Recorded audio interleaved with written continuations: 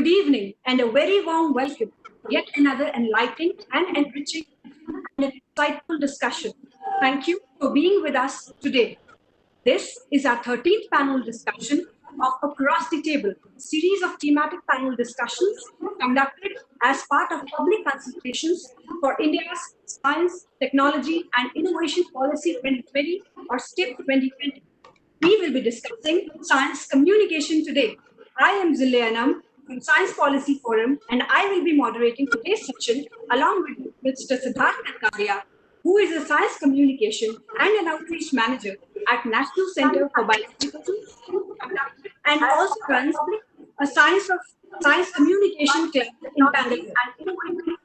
This session is live streamed on YouTube and I request the audience who have joined us here today to ask their questions and put their comments in the comment box because we'd love to hear from you. If you prefer to use social media channels, please use #AskSTIP2020 communication to put down your comments and questions to the panelists or share your thoughts. If possible, please mention your name and place and we will try to bring them up in the panel discussion. We are very pleased to note that the enthusiastic participation and the heartening feedback that we've received so far from this endeavor. Your inputs will be instrumental in drafting a progressive policy to steer up India's science, technology, and innovation towards being the best of all. Please do keep up coming in. For those of you who have just joined us, welcome. The theme for today's discussion is science communication, and with us, 5 extremely accomplished panelists, thereby forming a unique blend. We are glad to have our eminent panelists, interested viewers, and a spirited team behind this unique initiative. We also thank our partners in this initiative, Guppy Labs and Rockstar Social. We also thank Vigyan, Prasar, and DST Media Cell. The discussion today is divided into 2 halves. First, the panel discussion. The panelists will be discussing their thoughts, followed by a Q&A questions. So now I should take this opportunity to introduce the panelists for today's sessions. First, we have with us Ms. Subhra Priyadarshini, Chief Editor of Nature India. Ms. Subhra has been keenly following evolving science, research, and innovation climate in Asia through the last couple of decades. In her earlier capacities, she has taken up challenging roles as a journalist with major Indian dailies. Subhra has also been actively involved in Nature India's many workshops and outreach activities, where she trains Indian scientists in science communication and presentation skills. Welcome, Ms. Subhra. Next, we are extremely glad to have with us Mr. Pallava Bagla. Mr. Pallava is a charismatic Indian science communicator respected for his deep understanding of India's science and technology system. A photojournalist with new frontiers in science and development, Mr. Pallava is a known face on Indian television, showcasing Indian science and technology to the world. He was the science editor for NDTV from 2006 until last year, where he has contributed immensely. Simplifying complex science for lay people is his forte. Welcome, Mr. Pallava. We are also joined with us today with Mr. Rajendra Kondapalli, who is the co-founder and director of Pulse Media Private Limited. Mr. Kondapalli has been creating non-fiction and factual programming for over 2 decades, creating content-driven and factual documentaries that shed light on countless fascinating worlds and phenomena, from science technology to arts and culture, social messaging to human interest stories. His work has spanned to a spectrum of genres, including factual documentaries, reality series, educational, science and technology, and infotainment programs. Welcome, Mr. Kondapalli. Next, we have with us V Venkateswaran, who is a senior scientist at Vigyan Prasar. His research interests include science education and the role of media in science communication, particularly in the Indian context. Dr. Venkateswaran is deeply involved in the development of program ideas for generation of audio software and production, audio and video science programs and development, design and creation of science communication, multimedia. Welcome, Dr. Venkateswaran. Lastly, I am elated to introduce Dr. E. Hemaprabha. Dr. Hemaprabha is a scientist turned science writer currently pursuing postdoctoral research in Israel Technion Institute and in parallel contributing to back home by writing popular science stories in Tamil. Dr. Hemaprabha writes for many popular Tamil print media such as Hindi Tamil and Julid, particularly targeting school children. Welcome, Dr. Hema. Before we begin, let me remind you of some housekeeping rules for today. We request all the panelists and others on call to mute themselves when they are not talking so that we don't hear background echoes. For those of you asking questions, please keep your questions short and crisp. That will help the panelists provide you with answer what you may be looking for. May I now invite Dr. Shagun Basha from STIP2020 Secretariat and Office of PSA to the Government of India to share with us the inception of STIP2020 and set in the context for today's panel discussion. Over to you, Shagun.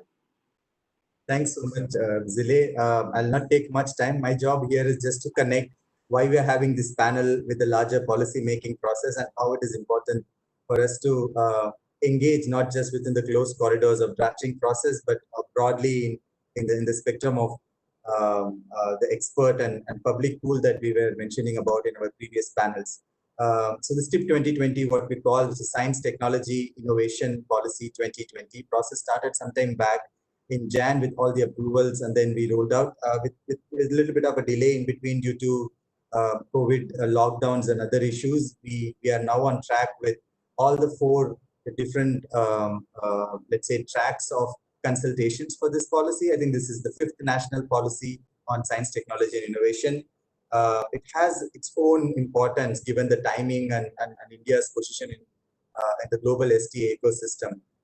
In that context, we are having these thematic panels. So the very idea here is to connect whatever happening in the track 1 or track 2 discussions, which is the drafting process discussions, to open up with the larger public and the expert pool and have open conversations, discuss issues and solutions and ideas and bring it back to this process, drafting process and fine tune it.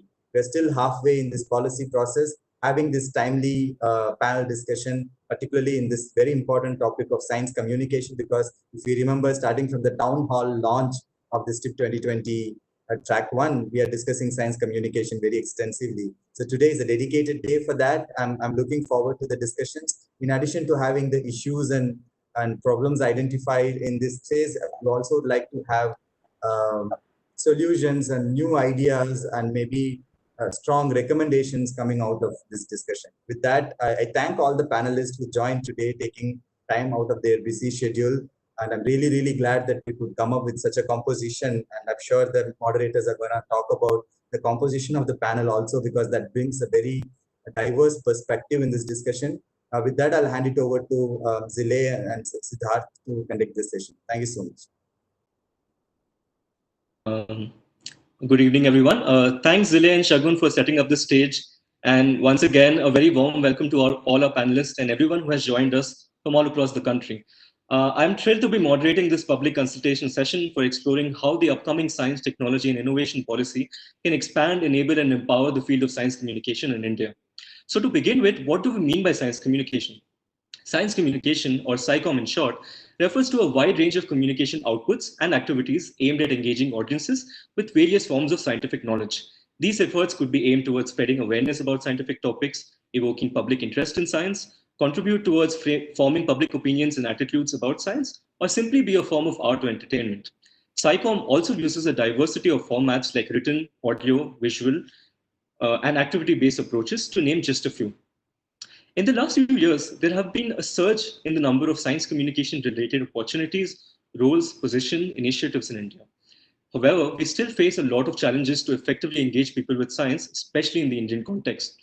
Today's public consultation session is a prime example of how various stakeholders are beginning to engage in important conversations about the role and importance of SciComm in our country. For the first half of our session, to remind you all again, our panelists will be sharing their insights on the state of science communication in India, the socio-cultural context within which it operates, and the various challenges faced in its implementation in India.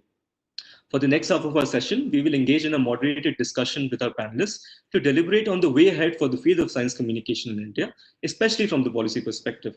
We will also be taking live questions from the audience today, so please feel free to share your comments and questions on it.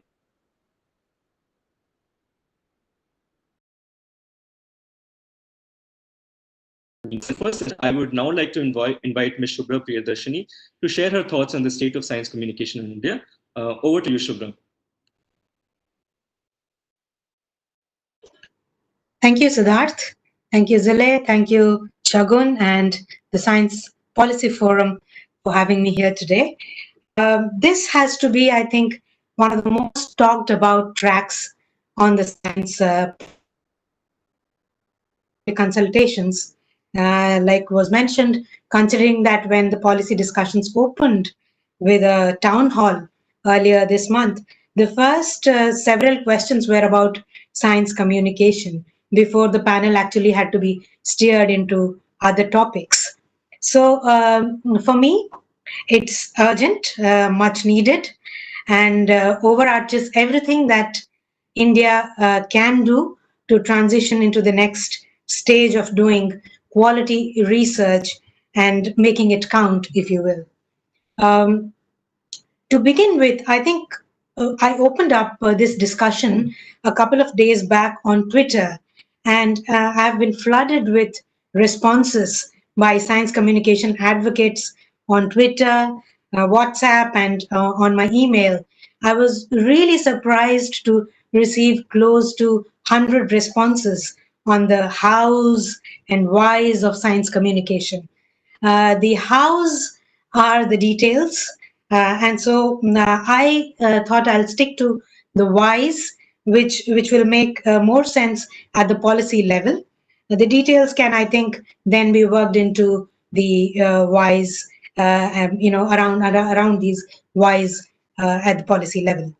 The three basic tenets on which a new policy is being formed in this country are, as far as I know, evidence-driven rather than wisdom-based, thematic instead of broad-based, and inclusive and bottom-up. At the outset, I have to say that the science communication in this country right now, I dare say, lacks most of these components in some measure.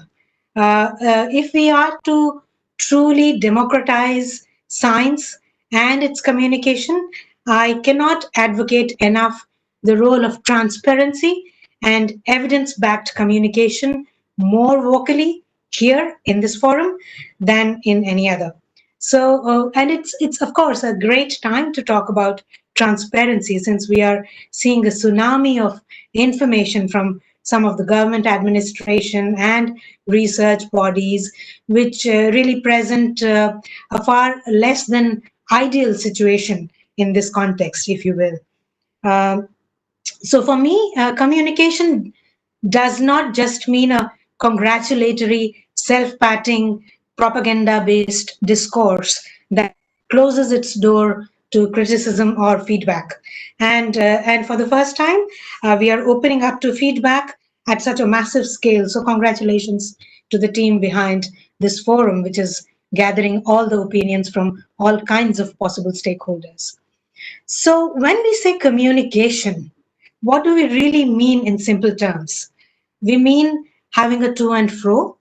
We mean saying, congratulations, thank you, may I help, with as much ease as, sorry, we goofed up, or we knew this earlier, but now we have new knowledge about it. Communication to me also means being accepting of the evolving nature of science and the knowledge itself.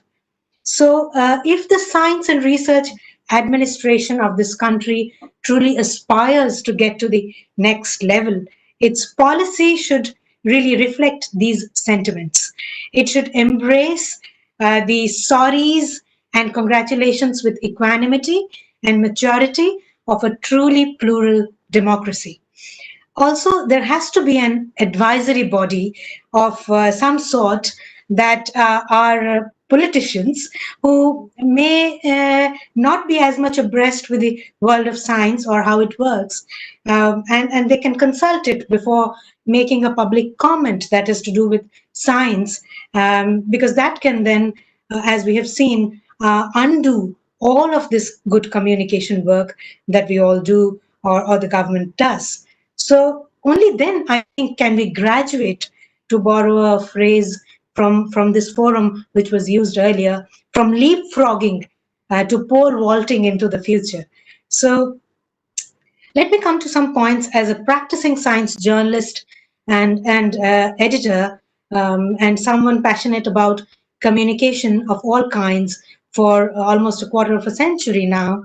I have 1,001 examples of what I just said to cite on these counts, especially in COVID-19 times.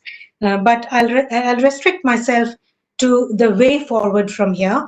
And that's the mandate of this consultation anyway. So in a sense, for the government's communication of science or institutional communication of science, many robust channels and systems already do exist. We just need to have tweaks around them, systematize them, into a form where they do not continue to lack at least two tenets of what this policy wants to achieve, and they are transparency and a bottom-up approach. So scientists in this country really should not be afraid at any point of time of talking about their or anyone else's science, period.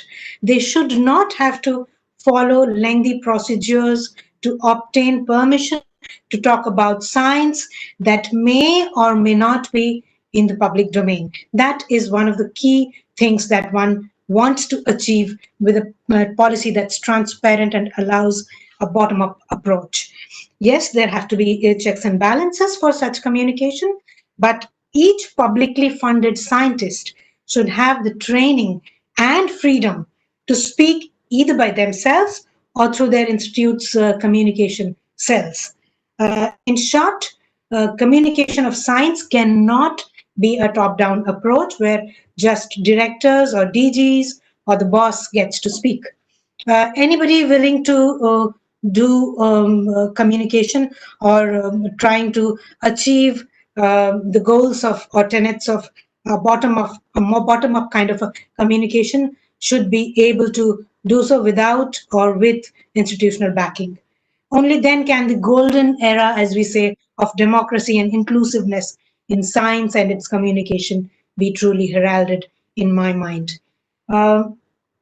India has to harness, as we all know, the young demographic for communicating science bottom-up, really shake up the already existing systems for publicly funded research to be freely available, accessible, most importantly, in regional languages, which has been discussed much often in this forum, create core thematic areas that present an urgent science-society link, really. For instance, climate change, ecology, biodiversity, the grand challenges that India faces, or the new information era that is opening up, and really make allocations for all of these to be viewed as priority communication areas. You can always, we can always pick up other emergent themes every other year, depending on what is emergent. Incentivize science communication for young scientists and not so young scientists, if you will. And not just the mandatory paper publishing to get a PhD, but every scientist should have something in it to embrace a new skill that is required of Gen Next scientists. It's not an alternate science career anymore. It's a necessary skill and must be viewed as such. Whether you use that arrow in your armory is absolutely your choice, but you should be armed with it. That's the core goal of the entire science communication ecosystem that we thrive in today. I'll probably restrict my initial comments to these broad points, and really happy to discuss finer details when they come by. Thank you. Thank you so much for those wonderful insights about democratizing science, Subhra. Now, can I invite Mr. Pallava Bagla to share his comments on the state of science communication in India?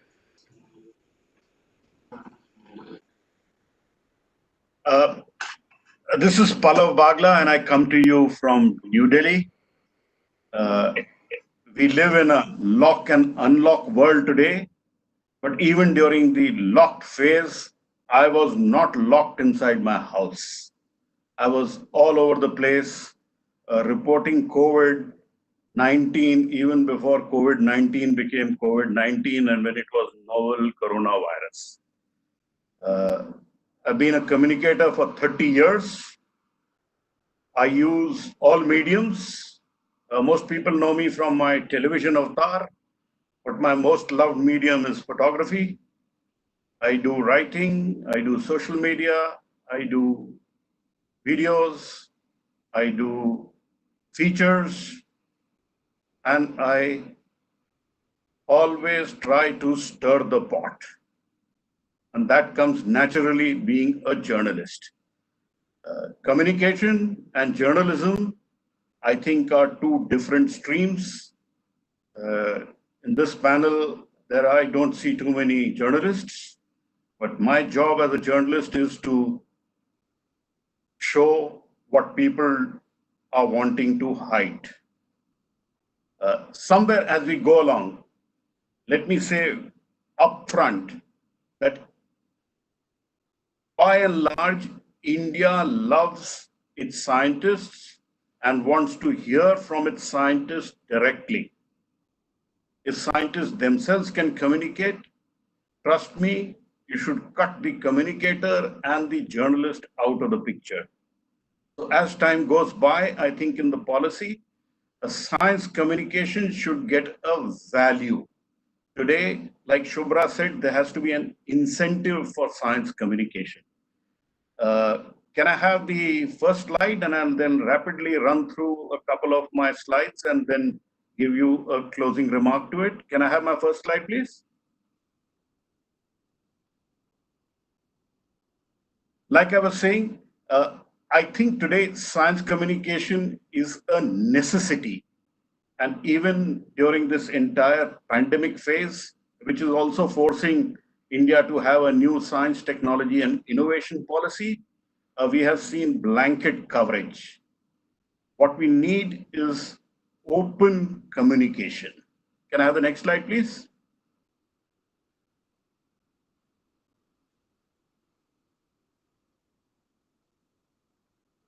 Can I have the next slide?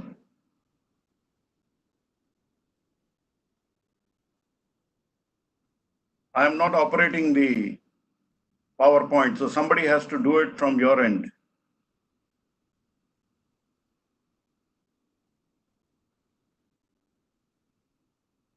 I'll continue speaking till we get the next slide. In my opinion, today, scientists are actually losing the plot. They are not talking enough themselves, and the message from scientists is getting lost. So, as an essential part of this new STIP policy, there has to be a section which says science communication is a necessity and it should be done openly and it should be something which should be given value. Are we getting the slides or we can skip the slides altogether then?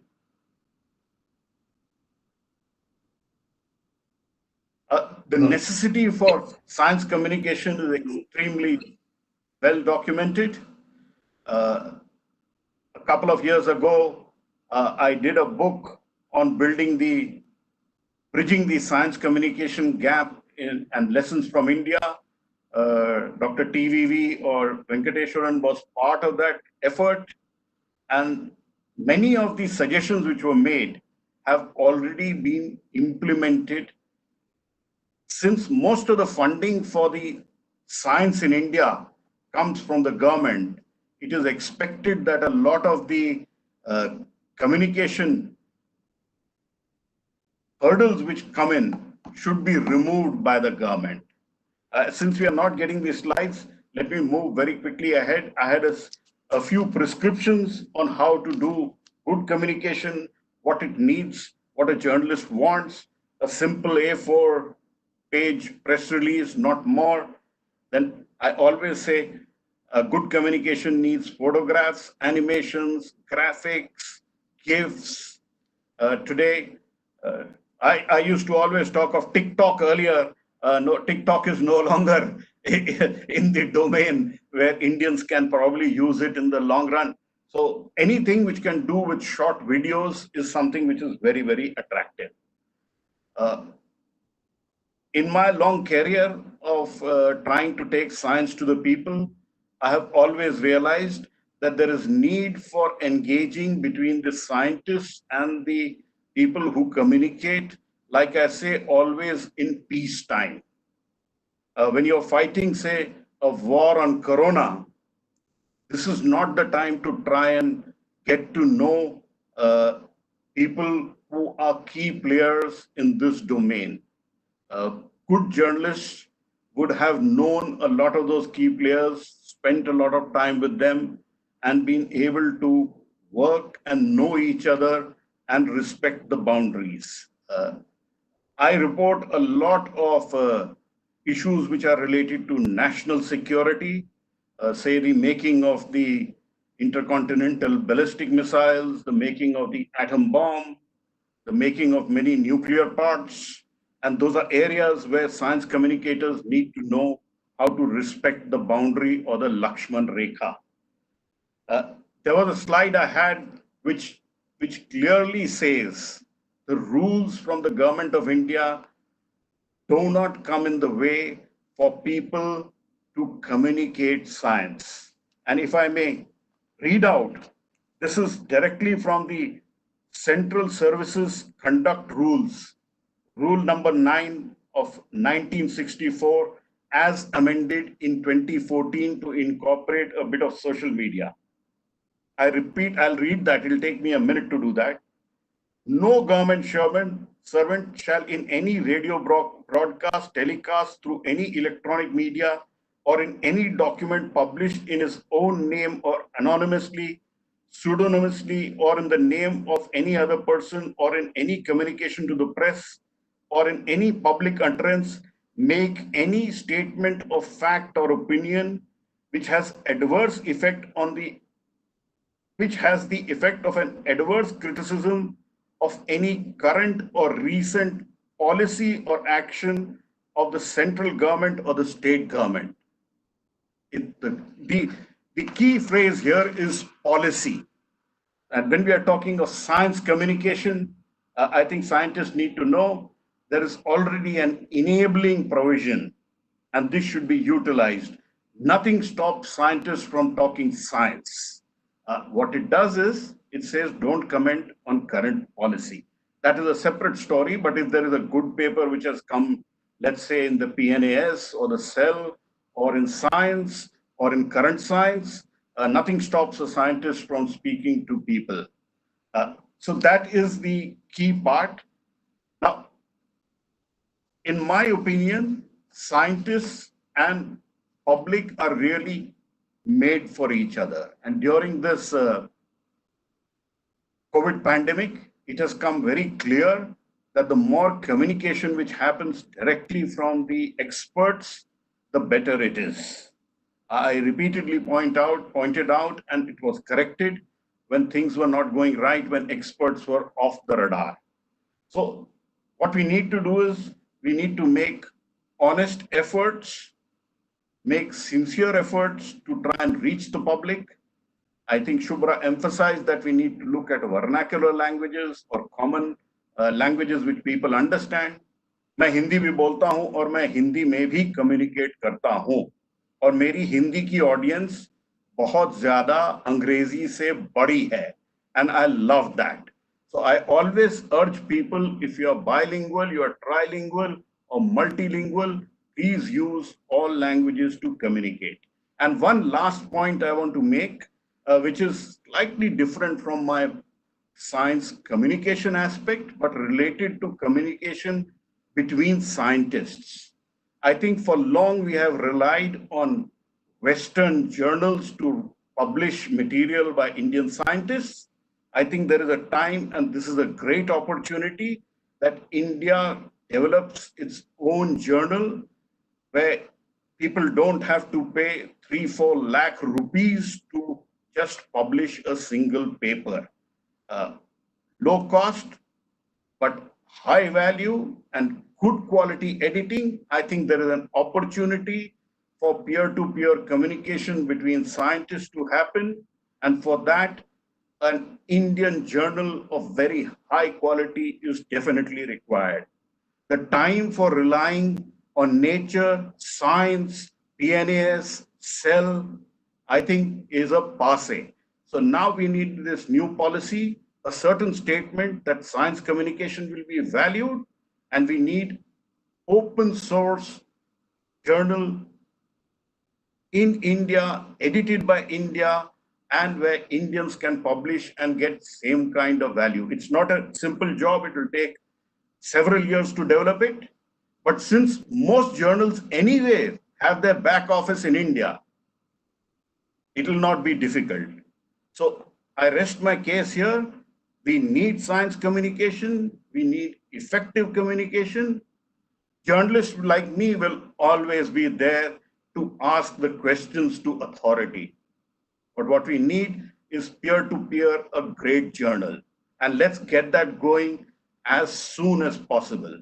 So 2 appeals to be going to the policy. 1, a section which clearly says science communication is of great value and scientists should do it.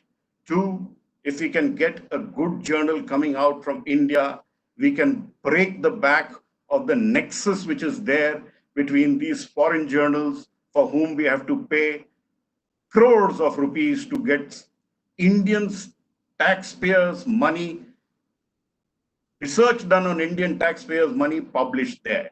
So 2 things, if we can get it, I think we would be in good shape, and we definitely need them in the new policy. Thanks a lot. Thank you so much, Pallava, for sharing those insights. Can I now invite Dr. Rajendra Kondapalli to share his views on the state of Indian science communication? Over to you, Rajendra.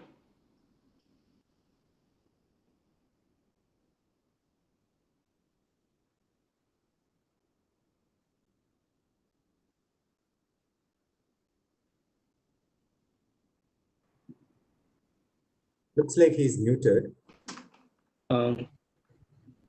Yeah, Rajendra, could you unmute yourself? Yeah, can you hear me? Yes. Yeah, I'm sorry. I'm sorry for this. Hello, hello, yeah.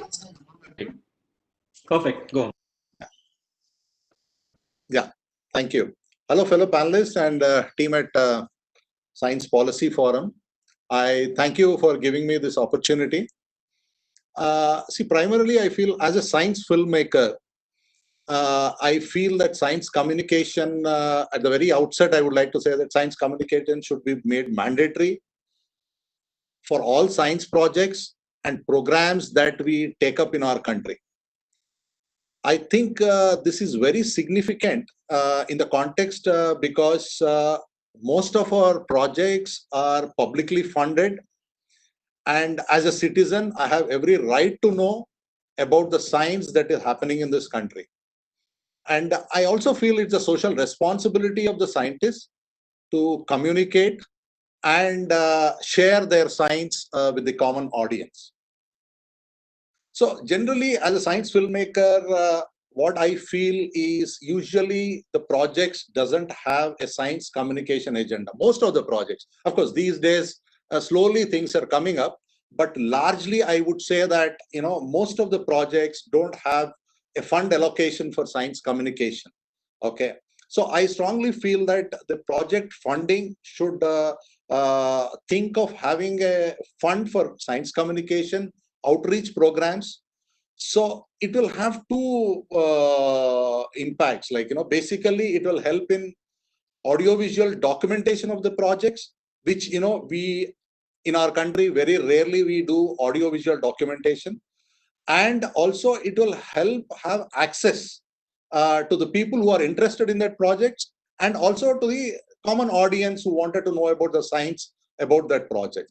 So this is very important as a science communication, to document all our projects so that it is available to public at large.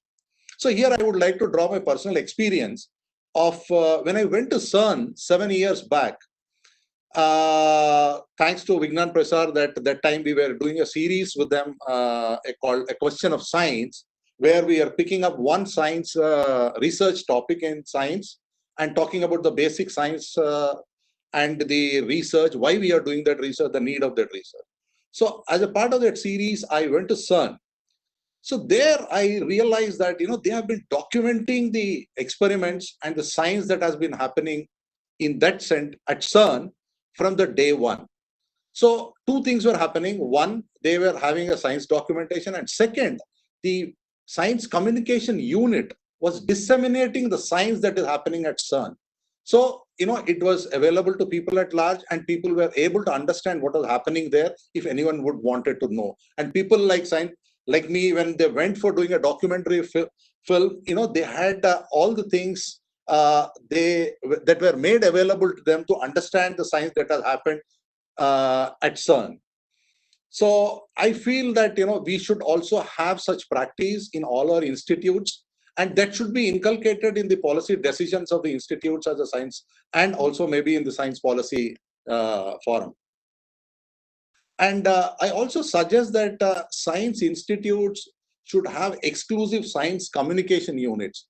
Not just some PR department where just handing out a press release, and that I feel that, because thereby two things will happen. One is you are getting authentic scientific information, avoiding sensationalism and undue hyper excitement, which usually these days we tend to see in all science stories that come across. Of course, not from a senior journalist like Pallava and Subhra and all others who are into, but otherwise, most of the science that we see today is it's either it is sensationalized or there is a hyper excitement about it.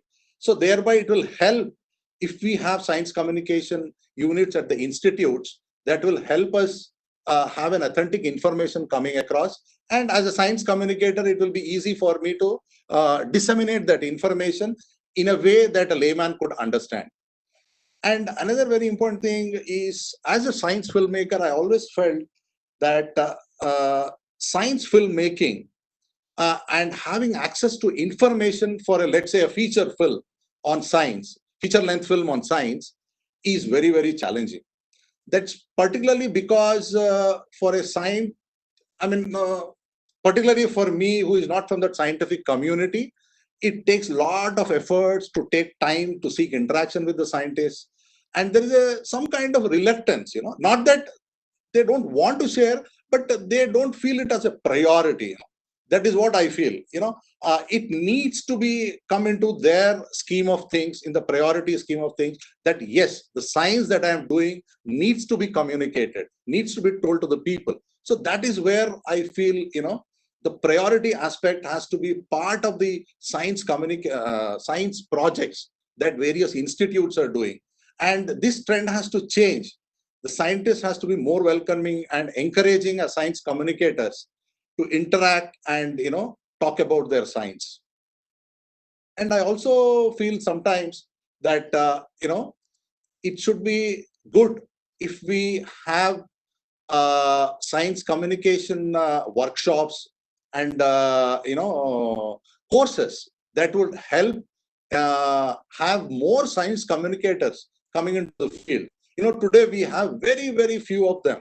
See, most of them, either it can be said that it is not lucrative, or there is not much of a career orientation in this. But I don't really agree with it, because there is a lot of science that is happening in the country, and we can do a lot of science communication. So I feel that the focus also should be to encourage people to take up science communication in various formats, so that will have a pool of science communicator who are talking about science that is happening in the country.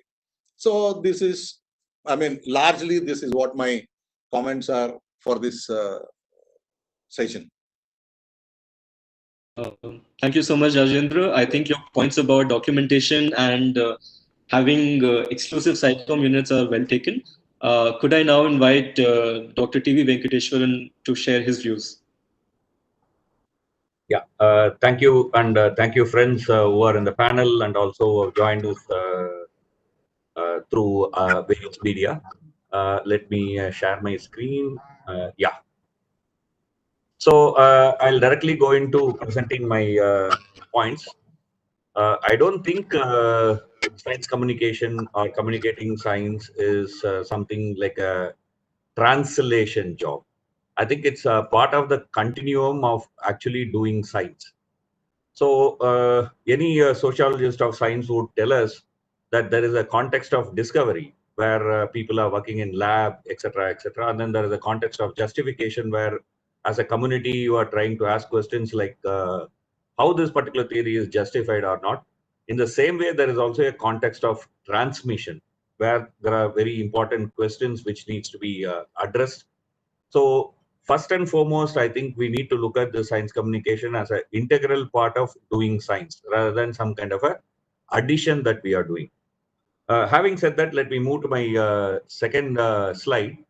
This is where I want to spend a little bit more time in telling my views. Yeah, one second. Yeah, okay.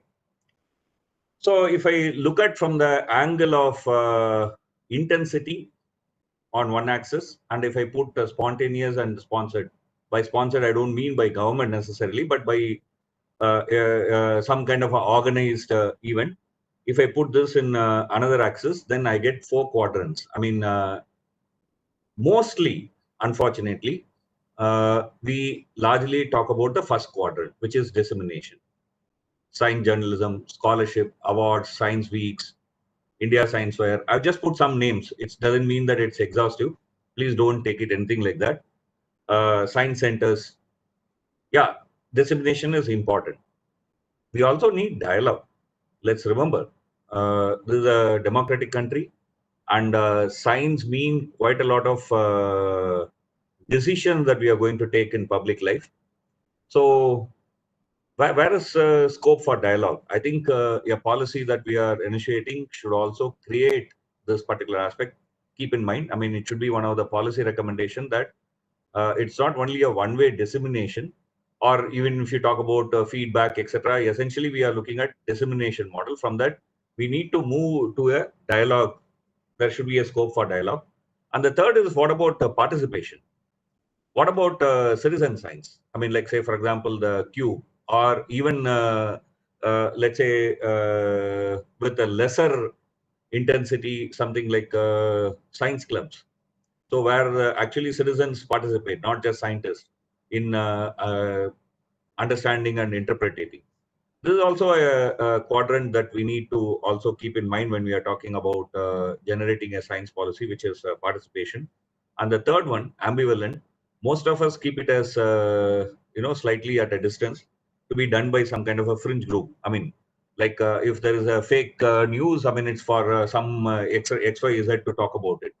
If there is a motivated rejection, conspiracy theories, pseudoscience, these are not the mainstay of science communication. These are all to be done by somebody within quotes called as a rationalist. That's how we look at it. But when we are living in a techno science, this ambivalence quadrant is becoming more and more important. Please keep in mind.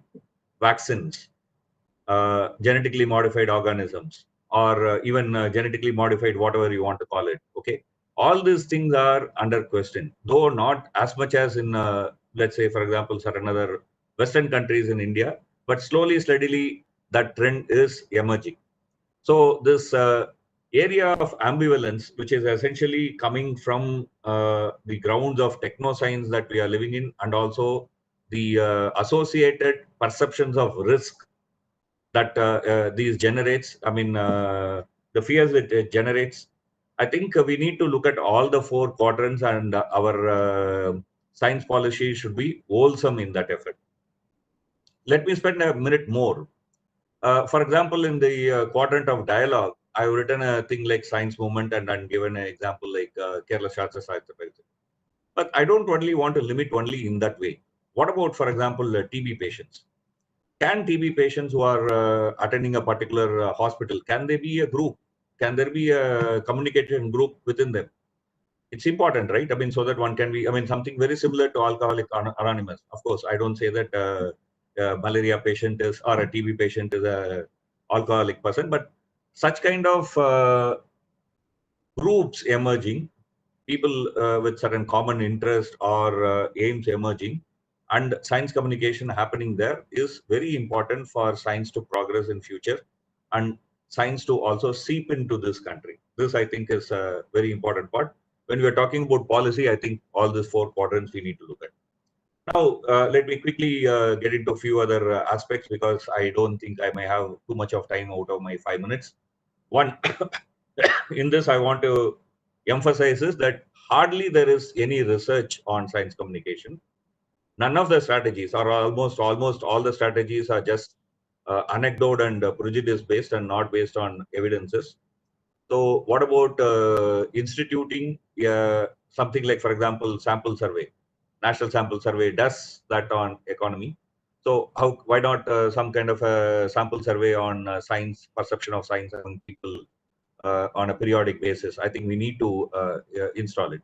And then there is no professional community of science communicators. We are all operating in individual silos. Somewhere only if a professional community emerges and opportunity is created for it, I think we will have a good communication scenario. And then moving to next part is, of course, most people will point out this part, which is division investment, whether it is space or time in print media or electronic media, nurturing human resources, training opportunities, workshops of various kinds, so that multiple people can at least taste it and find out whether it is interesting or not. Of course, creating opportunities, including careers, funds, I think are some of the important aspects that we need to cover when we are talking about science policy. Yeah. So with this, I would rather kind of end my sharing my presentation. I suppose my initial 5-minute allotted time should also be over. Thank you. Thank you to you. Forward. Yeah. Thank you so much, V Venkateswaran. Your points about the importance of moving to dialogic and participatory forms of science communication, as well as the need for doing science communication research, are very well taken. Can I now please invite Dr. Hemaprabha to share her views on the state of Indian psychom? Over to you, Hema. Hi, Dr. Chakun Pasha and other Science Policy Forum members, other panelists. I thank you for giving me this opportunity to join this panel. So first I want to say what I believe is science communication. So I think science communication is taking the science concept into the common sense level. For example, if I think only people know what is Newton's third law, and only that law is taken into the common sense level, and no other concept has been taken into that. So why I tell this is because once we take this into the common sense level, then most of the prejudicial thinking and most of the wrong concepts in the public can be overcome. And I think most of the panelists mentioned that for a science communication, we need a professional community. I think this is very important from my perspective also, because, for example, I write in my core knowledge is in physics and mostly in electronics.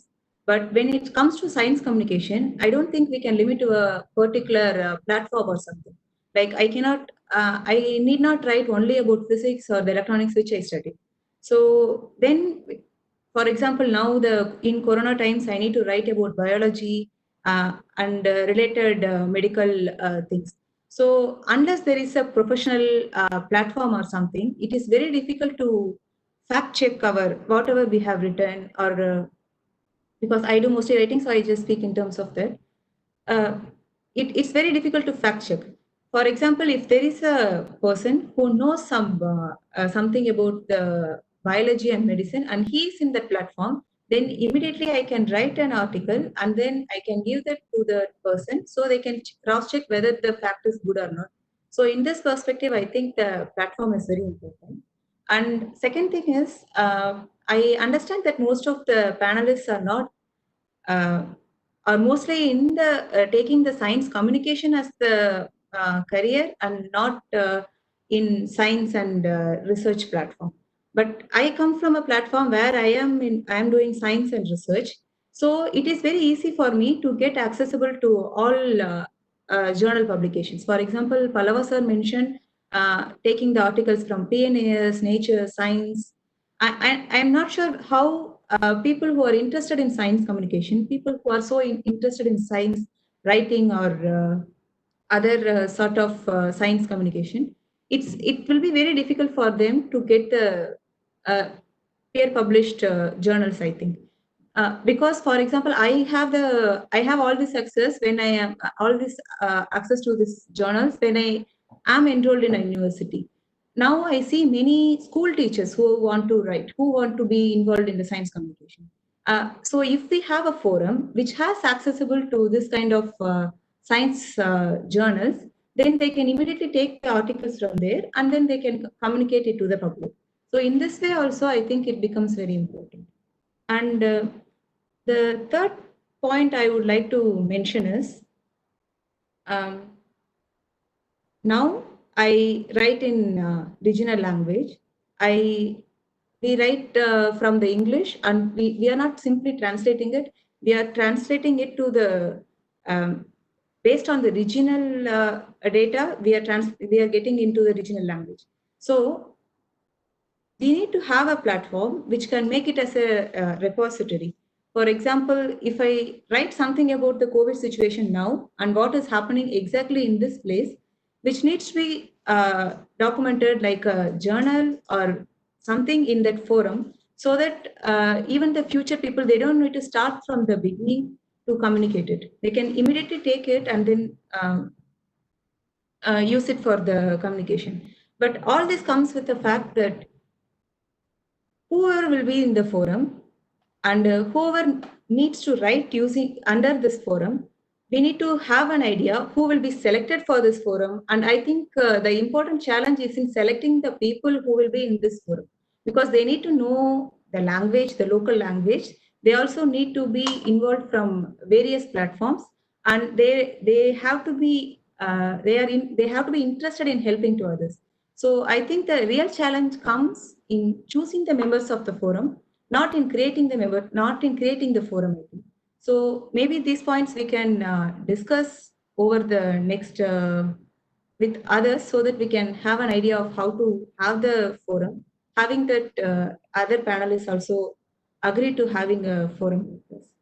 And another thing I would like to say is that having a science communication as everybody said that having a science communication is very important in a part of a researcher. I think it's not only to help the people, it also helps in a reverse way for the scientist also. Because once you start writing something to the public, then you need to make it simplified and right, which makes you cross-check whether you really understand that concept or not. So this point has to be put forward in encouraging the science communication in the science institutes and research institutes. I think I need to stress on this point. So with this, I want to conclude my introductory remarks, then we can. Thank you so much, Dr. Hemaprabha, for your insights on making knowledge more accessible. Now we would like to, I think we got a very nice overview of the state of science communication in India. Now we'll move on to our next session, where we'll be taking questions curated by us as well as live questions from the audience to engage in a discussion about what are the solutions and what's the way forward for science communication in India. So the first question that I would like to ask is to Dr. Venkateswaran. So KP Madhu says that we need to allocate a percentage of our funding for science communication purposes. Sorry? Yeah, sorry. KP Madhu has commented that we need to allocate a percentage of our R&D funding for science communication purposes. So I would like to ask that, in your view, what is a feasible model for funding science communication that could fund roles, positions, projects, and training in science communication in the Indian context? Over to you. Okay. We are becoming an internationally important country in terms of science and technology research, application, and so on. Maybe not the first, maybe not the second, but we are there in the top. So we cannot compare ourselves with underdeveloped countries no longer. We should look at what others are doing. Okay. So if you look at, for example, NASA, 2% of the NASA budget, whatever is the budget allocated to NASA, 2% is allocated towards what they call as education and public outreach. This is not PR. PR is a separate budget. This is education and public outreach. So they are also integrating, this concept of science communication in a slightly extended sense, that they also create materials for children which can be used in schools as supplementary pedagogic material. From that to, let's say, sponsoring popular science programs and things of that kind. That's the same thing everywhere. If you look at important science institution, whether you look at ESA, whether you look at ITER, whether you look at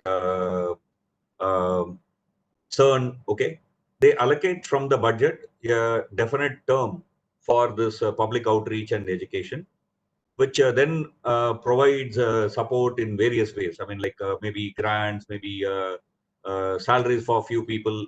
So it is also not just only few people who are employed and then they do the job. They also have schemes for, short-term projects, grants, etc. So that there is enough variety and community. Ecology is, you can sustain that ecology. So maybe we should also come up with a policy where every department will allocate a particular amount towards a particular percentage towards this public outreach and education, plus every grant that is given from any of this departments, S&T related departments to any agency, that grant itself should contain a particular amount towards, particular percentage towards public outreach and education. Perhaps that is one way of ensuring that there is adequate money for, or at least some reasonable money for doing this work. It should be a policy recommendation, and it should be placed as a policy, not as some kind of something that you will do out of your own thought, but as a policy recommendation. So just a follow-up question, do you think incentivizing and aligning science communication outputs and aligning them with research and grant outputs would help, as in having science communication outputs as a necessary requirement for fulfilling grants? Do you think that would help? I'm not sure I'm going to be liked by many people who are listening to this, but when I studied journalism, one of the dictum that is taught is that generals do not report war, journalists do. Okay. A scientist as a person, like for example, Hema, can be interested in engaging in science communication, most welcome. But if you make it as mandatory for every scientist or every science students to do it, then I'm not sure that's a good way to go about it. Okay. So, and the ecology should, I mean, the diversity should also be there. I mean, it should not be only coming from one particular community, but coming from different communities, scientists, journalists, filmmakers. You need multiple communities. Okay. So whenever we talk about increasing science communication, focusing only on scientists, and scientists should be enabled to do, scientists should be given extra points in their whatever promotion, that I think is a very, very restrictive way of looking at this issue. Thank you. Can I now go on to Dr. Rajendra? Can I intervene? Sure. Quickly. Yeah.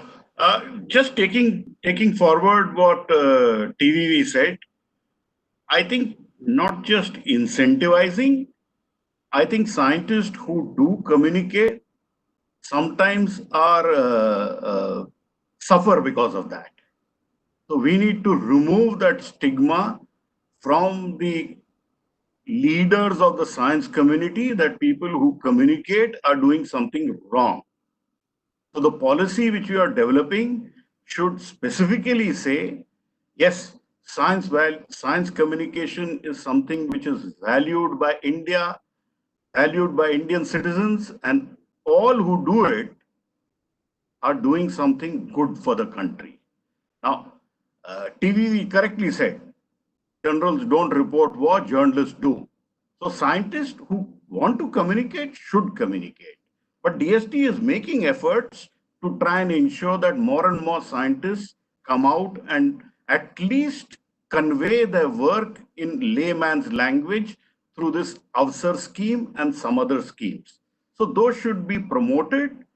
But end of the day, whenever people find something is of value, they will indulge in it. And more people, when they find that they will get better grants if they communicate well, because ministers don't read journals, ministers read the front page of newspapers, ministers watch television, policymakers watch television, and we have seen the last 1 week what is happening on the Covaxin and the coronavirus vaccine effort. The policymakers get feedback from these forums. So scientists also need to understand that there is great value to communicate. Forcing scientists to do may not be a good idea, but it should not be that they suffer because they have done science communication, which is what happens very often. Oh, वो तो public domain में लिखता है, वो newspaper में लिखता है, उसको प्रमोशन नहीं दो. तो इंस्टेड ऑफ सेइंग उसको प्रमोशन दो, उसको प्रमोशन नहीं दिया जाता है बिकॉज वो तो पब्लिक में बात करता है. That stigma should go away. Can I add at this? Sure, please go ahead. Because yeah, I think what they're speaking exactly relates to my situation. I think so. I think I have to speak something. So what Pallava sir mentioned is correct. Like instead of not even becoming neutral, it may become a negative point in one's career, because when I started writing, I used to hide from others that I am writing in children magazine or so that people will not think that I'm not focusing on my research rather than something.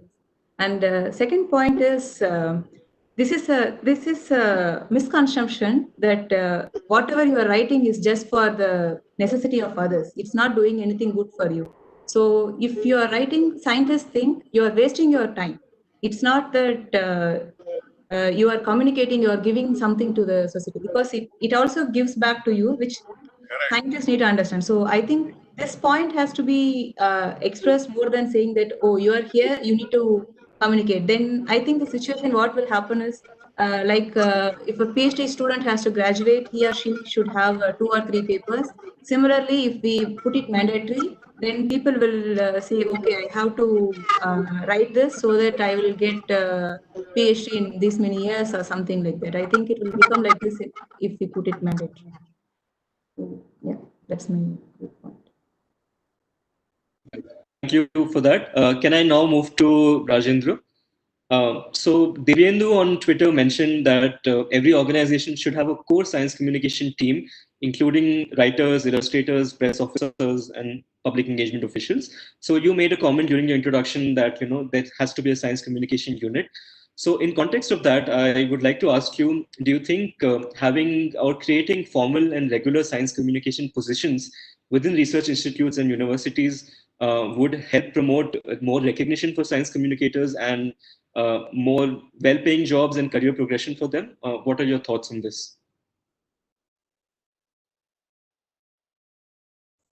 You need to unmute. Yeah, definitely. I agree that we need to have the science communications units in all the respective institutes, departments, whoever is doing science. So the idea is that it is very important that science can be communicated, whatever is science that is happening in that centers and in those institutes.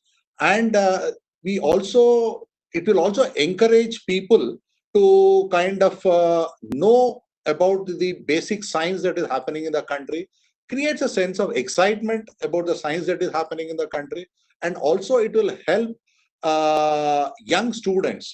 Today we say that we don't have many people taking up sciences. That was precisely the reason, if TVB remembers, that we were doing this series. A question of science was the basic idea behind that.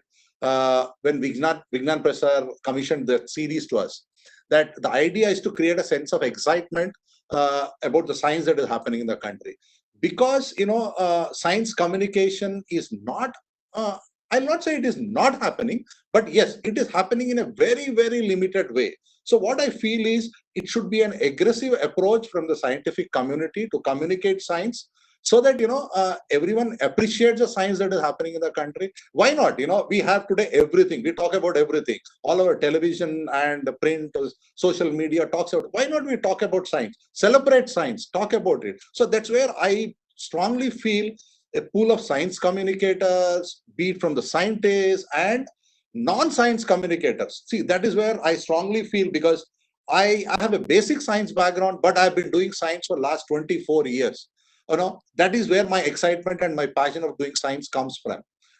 Because if I understand and I communicate, that is where the sense of excitement is all about. We have been doing science from particle physics to environment to genetics, biotechnology, everything. And my team is fully of non-science background, but we have been doing science for so long a time. So that itself says that, if science is communicated, understood, and shared to the audience at large, I feel the purpose of science communication is definitely served. Yeah, over to you. Thank you for that. And the last question is to Subhra. Sorry, Subhra, you have a comment. Please go ahead. Yeah, I just wanted to add to that. We've been actually advocating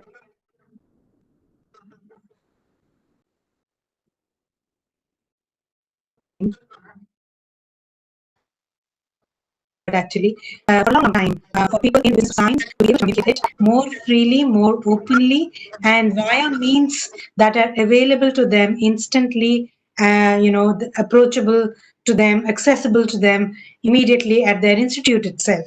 So it makes sense for us as panelists feeding into this forum to advocate for that at a very strong level, to create systems inside the country's many institutions, many labs, of having systematic dissemination of science institutionalized, and having a core set of, as you said, science communicators trained into doing this job effectively and well. And I totally agree with Rajendra's concept of creating that excitement, or not just about the scientific wares, but also about the rigors of science, about how science is done, about the daily lives of our scientists. We know so much about our film stars, our sports persons.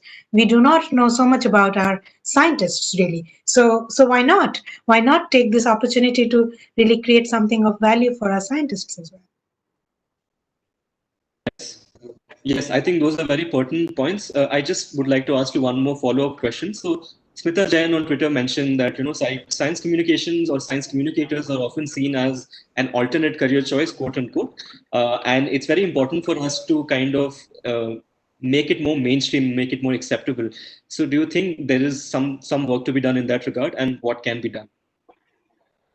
Absolutely. So whenever somebody says it's an alternate career, I take offense personally, because all of us are, feeding our mouths, having our families fed with this profession, right? So it's a perfectly legitimate profession. And we all know that there's a lot more scope for this profession to grow and really come out of the green field sort of a position at this point of time in this country. So yes, I truly agree with the concept of taking it beyond just being thought of as a skill that scientists or non-scientists or communicators should acquire, to creating space for it to become mainstream, if you will. And I think there are many genres of science communication which we haven't really discussed here, but some of them, all of us know, are like Rajendra is or Pallav is from the audiovisual side of it. There are people who write in print, who are webmasters, who are sort of graphic artists, and other sorts of people, photographers, illustrators, what have you. So there's so much scope for creating professional situations or professional careers out of these areas in science communication. And I think the time is really ripe. I mean, for the first time, we're having this discussion to inform a policy, right, in science communication. So I think it's really a great time for us to think of avenues also. And in terms of avenues, I think even the panel can comment than myself about where we can. As of now, we don't really have too many places where we can absorb such enormous talent that is growing and brewing in this country. But it would be worth thinking of not just communicating with journals, scientific journals, or newspapers or media houses about the need for more aggressively having people on board to do science communication, science journalism, etc., but also create these places in all of these institutes that I mentioned as a standard operating procedure for each scientific institute. Yes, Pallava, please go ahead. I think Subhra makes a very important point that we need to look beyond the current ways of communicating science. And today, and in her opening remarks, she talked of democratization. I think social media offers an amazing opportunity. Today, my mobile phone, this smartphone I have, is equivalent to a full-fledged television station. Rajendra may agree or disagree, but a lot of what is being done by any big media house, trust me, I can, if I have the skill and wherewithal and the team, manage to do almost all of this on this single device, which I'm waving in front of you. So the social media today offers an amazing opportunity. And today, increasingly, many social media platforms are offering ways to earn. So there is a revenue stream there also available. Earlier, that revenue stream was not there. And more communication will happen online. The day of print on ink is going away. I have earned my bread with print on ink. Subhra also earned her bread on print on ink, but I think my days on print on ink are getting over, and we need to look at internet and online and social media as very powerful tools. So I think somewhere in the policy, this needs to be made that the use of social media should be something which should be incentivized. But let me add, for anybody who's listening to me, social media is a double-edged tool. If you get it wrong, you get hammered almost immediately. And many people know how last year I had a barrage and a ton of things coming after me. For whatever reason, they were right or wrong. Pallava, your voice is breaking out. We're not able to hear you. Can you hear me now? So I'm sorry to interrupt you. We'll just move on.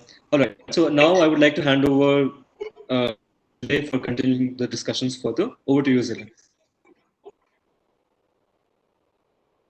Thank you, Siddharth. And now I will divert my attention to another completely different team of ensuring diversity, accessibility, and equity and inclusion in science communication. And I would like to address my question to Dr. Hemaprabha in terms of, because we've got a lot of questions and comments with regard to regional languages. What kind of challenges exist when we are talking about regional languages, science communication? Over to you, Dr. Hemaprabha. So, I mentioned in the introductory remark also that first challenge is not the language. First challenge is having the fact check. If I write in English, immediately I can give it to any of my colleagues and then they are able to cross-check it. But if I write in regional language, the main challenge comes is because the person has to know the science and also has to know the regional language. So having a fact check is very, very difficult, I would say. The second thing is, for example, I write in Tamil. People think I am taking a Tamil class and not a science class, actually.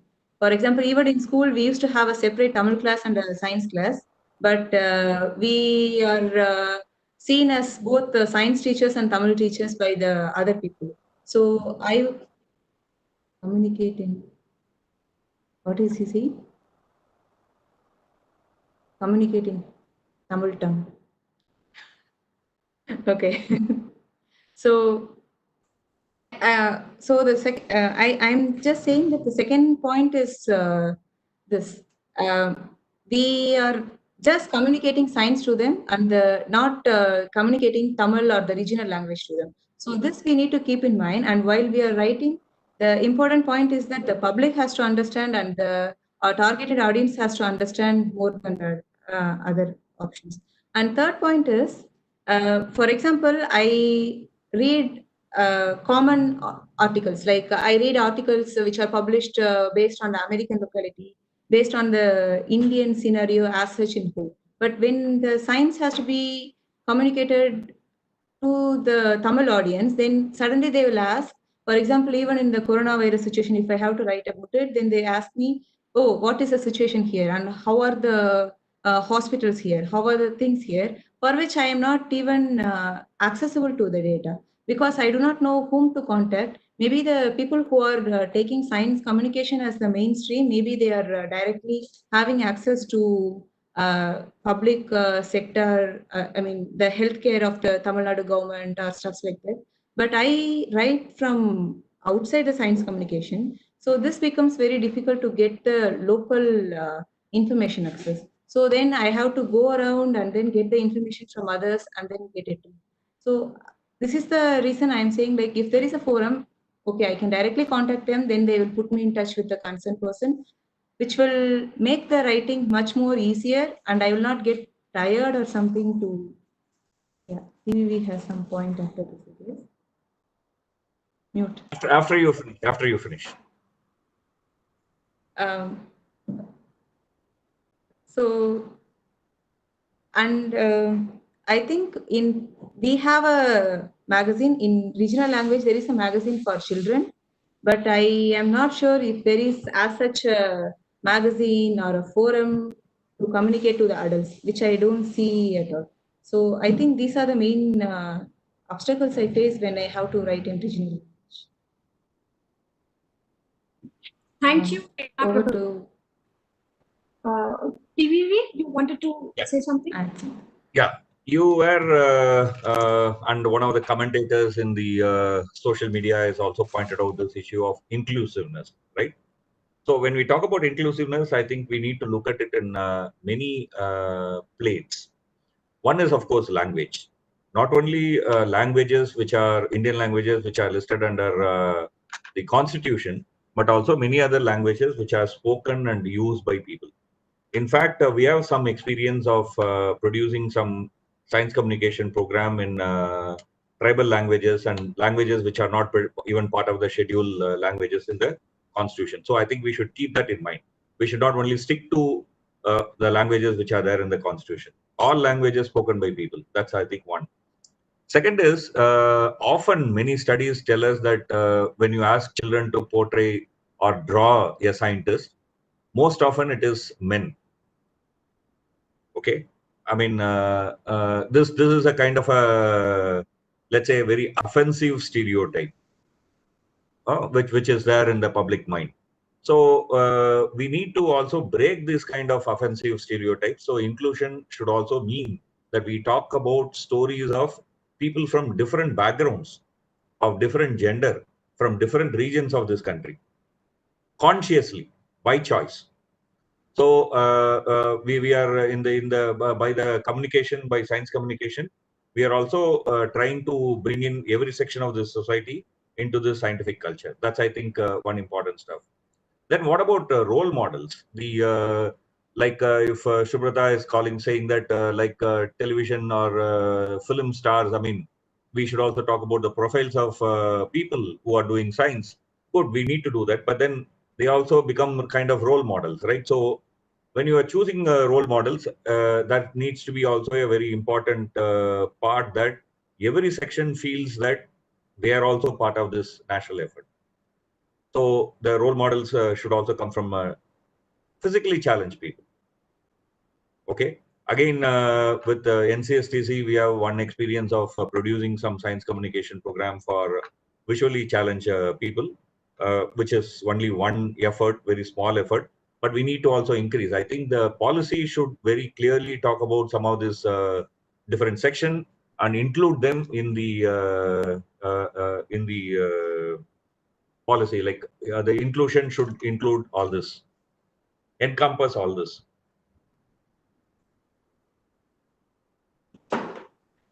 Thank you.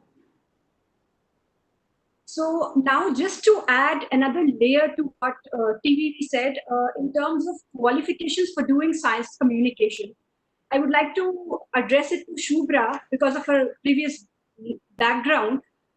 What role and what importance of science and science communication training is there, and how can we encourage people from non-traditional career trajectories to take up science communication? Over to you, Subhra.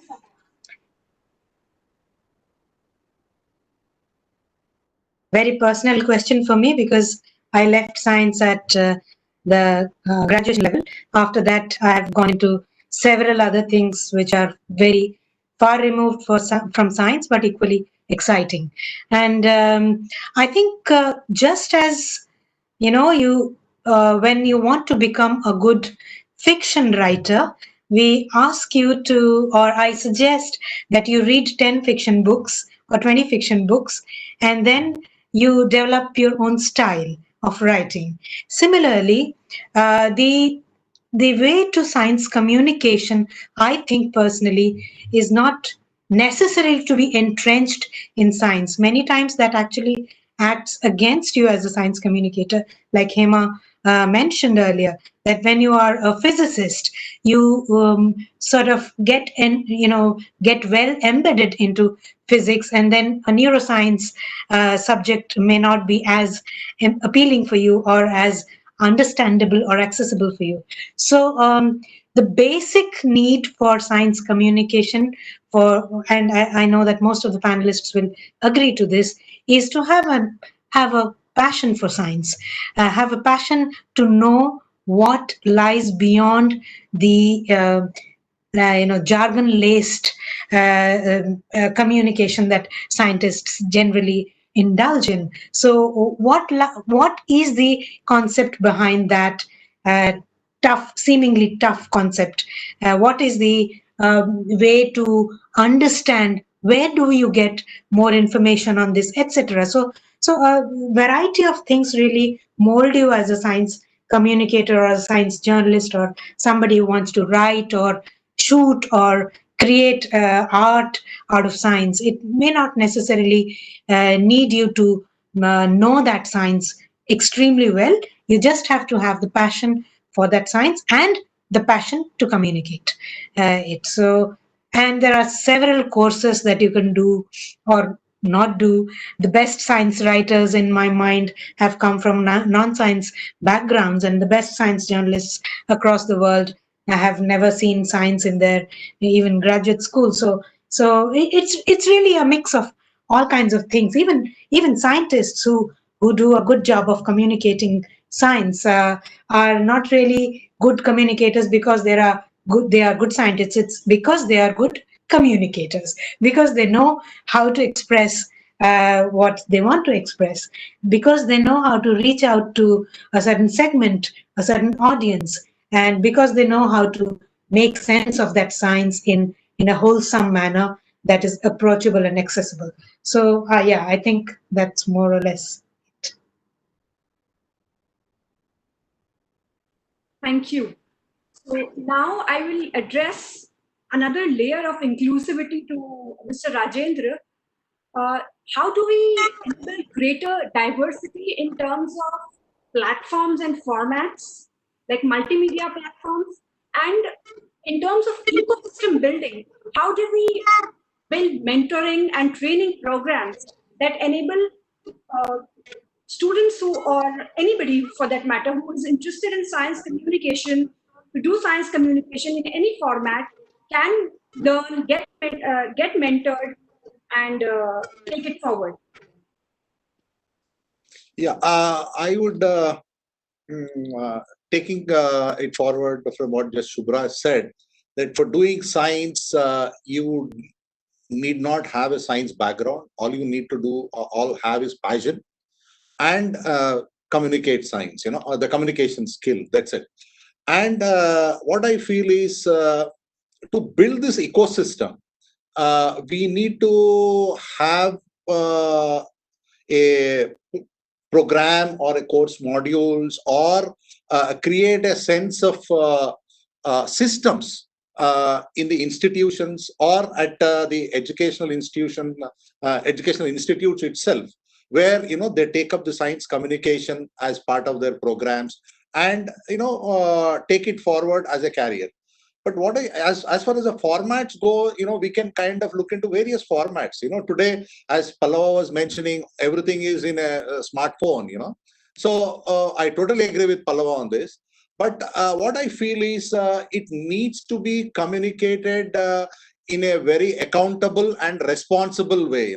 That is what is very important in science communication. That's what I feel is missing because of easy availability or access to different formats. What is missing is, and many scientists themselves sometimes feel, when people like me approach them, they feel little reluctant because they feel that I may not understand the science, what they are doing. But because, they have come across these instances where science has been made very frivolous, or, to make it more popular, you miss the concept of the science. So what I feel is, what is very important is, with the advent of so many formats coming out, technology at your disposal, we need to be very careful in communicating the concepts of science, which are authentic and true to its nature of science. That's what I strongly feel. Over to you, Zill-e. So now I will direct my question to Pallava with another theme of research into science communication. So what role does evaluation in science communication in terms of systemically training science communicators in evaluation and impact measurement? What role will that bring? Greater legitimacy to the field, or how should we go about it? Over to you, Pallava. Difficult question for somebody who practices science journalism 24/7. This is the job of people who research science communication. There are many who do it. There have been at least 3 PhD students who have looked at my work and done research on it. Not just in India, across. My work on Himalayan glaciers, that has been researched both in Great Britain and in America. So that's not my domain, but as a person who communicates and does journalism, every morning when I was writing for a newspaper, I have an impact factor in front of me. The best impact factor for a journalist is when there is, on both poles, people get inflamed. People either love your story or people hate your story. And when you have a community which is there, which is hating your story and loving your story, I sleep very easy that night. That means I have done something which the community wanted. And the case in point is just yesterday's story, which I did on compassion and science and how Covaxin and coronavirus vaccines probably can find place in India using the clause of compassionate use and compassionate trial. It inflamed everybody, so for a journalist, we get feedback almost instantaneously. And the best feedback is when your boss calls and tells you, well, we beat others, we were ahead of that. So that is, I think, in journalism, that carries a lot of weight. There was some discussion on mentoring and learning. I can give from my own example. I am not a trained journalist. I am not a trained photographer. I am not a trained videographer. I am not a trained person in writing. All of these were done on the job. So if you want to do, you certainly can do. And Subhra also pointed out some of the best communicators have not been science graduates. So you need to do your job and do it well with passion. End of the day, what matters is the amount of passion you put in what you do.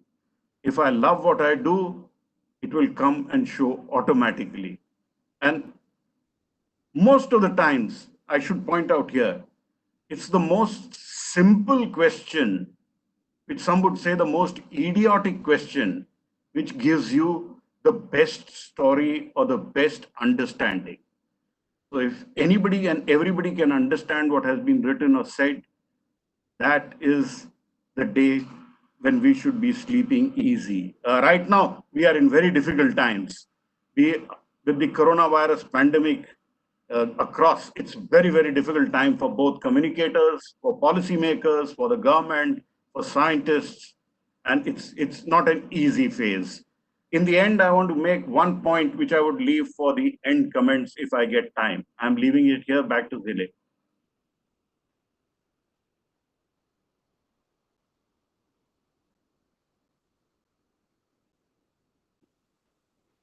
Mr. Pallava? Yes. Yeah, thank you. So now coming to another topic of... Zill-e, can I intervene if you don't mind? Sorry. Yes, sure, Yeah. please. Just wanted to add a few more points on this this area. I think there are whenever we are talking about measuring science communication activities, there are two distinct aspects. One is output, the other is impact. So the output is something that you are committed to when you are taking up that job. Suppose I say that I'll produce one article per week. I mean, I produce one article per week. That's something that you commit, okay? But the other is impact. I mean, how much full within quotes, I mean, which is a very, very subjective matter. So in most communication activities, you may not be able to use the same measure scale. In some cases, you are communicating not to convince people just, but to inform.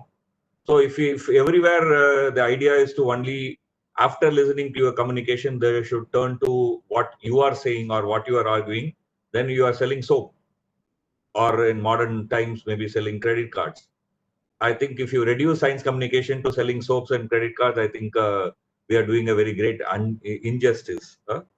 Then the point that I was also making in my initial presentation, that we need to have measure of what is people's understanding, people's views, people's opinion on things around us. I mean, including science, scientific projects, scientific thought. You know, I mean, there are regular measures which are done in other countries. Like, for example, in Europe, in many countries, there is something called Eurobarometer.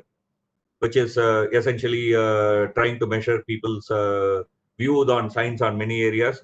Whether one can argue that whether it captures everything, but it does not. But still, it's a very useful tool. So something like that also we need to establish in our country. That's, I think, a point that we should look at, and not look at measurement, etc., in the pure, let's say, managerial manner. Thank you, TTC. Sarah has made a point on how should we, apart from science communication in regional languages, how can we Indianize science communication and celebrate it in our own unique style? So a follow-up question to you, TVV, would be to how can we enable systemic social sciences studies of science and policy interfaces, and what role do science communicators play in that? Okay. So maybe I'll take the first one, which is within a word like Indianization. Okay. I mean, I am not clear about what the intention of the person who asked that question, so I'm going to interpret it in my own way. My own way would be following. Let's say, I mean, I generally give this example in many training programs that I conduct on science communication. Science is one particular language. You are trying to, or one particular reality domain, not actually a language. It's a different reality domain, which is not something that we encounter in our daily life. Like in our daily life, when you kick a ball, you expect the ball to stop. But according to Newton's first law, the ball should not be stopping. So you are giving an explanation of why the ball is stopping. Okay. So the world of science is very much different from our everyday experiential world.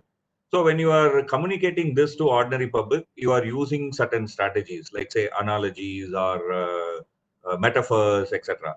Okay, so if I'm writing for a particular audience, I may ask a question that why this SARS and SARS-CoV-2, that is SARS and novel coronavirus, are same family. So why this rose is smelling different?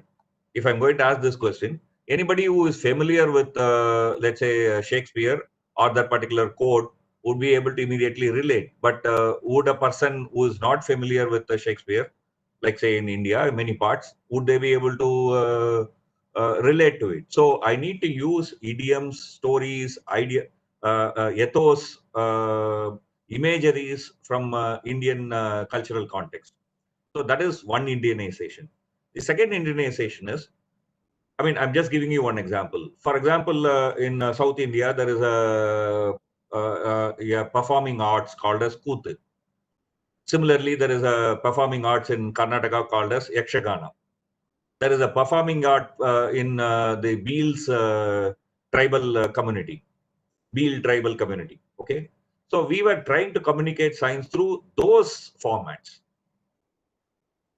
In a sense, earlier you were using that mode, let's say Kuthu or Yakshagana or Beel's Yatra, to communicate certain ideas. Now we were trying to interact with this people who are doing this in the villages to see if they can communicate some of the science messages. Okay. Even it can be simply a celebration of beauty of science. I mean, how big this universe, etc. To some let's say practical issues like about waterborne diseases or things of that kind. I mean, we need not look at, whenever we are talking about poor people, we need not think that they need only useful information. All of us are human, so we also have cultural needs, not just only economic needs. As human beings, we want to know who are us, who are we, where are we coming from. Okay, so I think we should make that kind of a distinction. Everyone is looking for that kind of answers to big questions.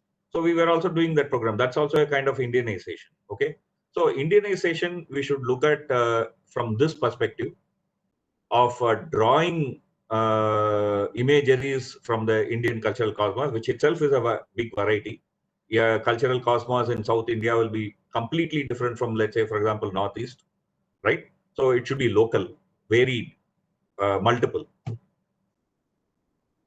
And coming to your second question, which is that how science communication can influence policy in general, right? Yeah. I think please go on. I think Zile's connection is lost. Please go on, DVV. Yeah. Yeah. Okay. So I would give my own personal experience in two issues. So very closely involved with a project called India-based neutrino project in South India, which created a lot of ruckus. I mean, even now that project has not taken off ground because there are a lot of myths and superstitions about it has been spread in people, and people are scared about it. So there is a public opposition. So things are not clear as it should be. So if we had known, for example, how people will react to certain things, if we had had this kind of a communication research much before this project was put in place, maybe, of course, nobody can give guarantee, right? I mean, all these things are something that one has to try on the fly. Maybe we might have not got into this kind of a mess. Maybe we would have been a better place where we could have had a dialogue with the local population, allayed their fears, and got the project on the ground. Yeah, so science communication and science communication research can, and that's what I was also pointing out in my initial presentation. Given the fact that more and more the science that we are doing is techno-science, there is associated fear factor with it, which may be justified or unjustified or partly justified. So because of this fear factor, there is also a huge opposition, which is what I called as the fourth quadrant, ambivalent attitude towards science. The very same people will celebrate science when the Chandrayaan is launched. Okay, so it's not like people are opposed to science. It's not so. So that's something that we need to understand. So we need this social science based communication research to understand and also create a platform for dialogue, create a language for dialogue, create a lingo for dialogue with people who are concerned. It's not only ordinary people, including policymakers, everybody, including media, so that there is a positive thing that comes out of it rather than everything gets stalled and stops there. Thank you for that, Venkateswaran. Can I please go on to Subhra? I think she's been waiting to make a comment. Subhra, please. All right, yeah. I just wanted to add to two things. One was the question on mentoring and creating the next generation of science communicators in this country. What are the fora? What kind of institutional mechanisms really do we have now? That's a great point to make or flag here in this forum. We really need to have some sort of a mentoring, training, awards, fellowships, whatever, grants, independent of anything else for anybody who wants to do science communication based on merit, of course, so that we create that place, that kind of funding mechanism for somebody who wants to take up science communication, handhold them in the initial few years or months, whatever, and create that space. Somebody also mentioned on Twitter on a comment about we have these industry internships. How about having SciComm internships as well? So it's a great place to flag these ideas for mentoring the next generation, for having grants, awards, and fellowships in place. The second thing that I wanted to mention was about the academic pursuit of science communication. How can we study whether it's impacting lives, what kind of things are happening, what's the role of science communication, etc., the pedagogical aspect of it. I think we have a great, as I mentioned in the opening remarks, about having great systems in place which may not be functioning so well. So NISCARE is probably one of the places to look at, to create again. And I've been involved in the past in doing some academic stuff, not just with NISCARE, but with other international bodies in science communication in India. So I think it's a great time again to go back to the drawing board and create these small areas of academic interest where we can study science communication at a broader level through these institutes. Just a follow-up question, Subhra. You have been involved in conducting a lot of science communication training, workshops, and courses. Do you think it's a good idea to incorporate science communication training within the school or undergraduate curriculum for science subjects or for science students? Do you think that's something that could be done? Yeah, school would be too early. I mean, as it is, kids in school these days have too much to handle. So maybe the excitement of science is something that can be pursued at the school level to create an avenue where small students can understand the rigors of science.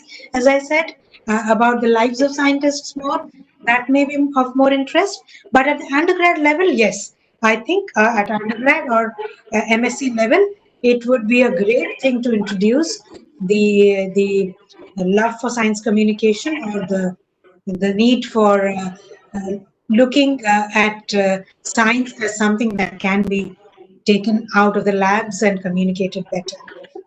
Sure. Moving on to Pallava, I think he has a comment. Yes.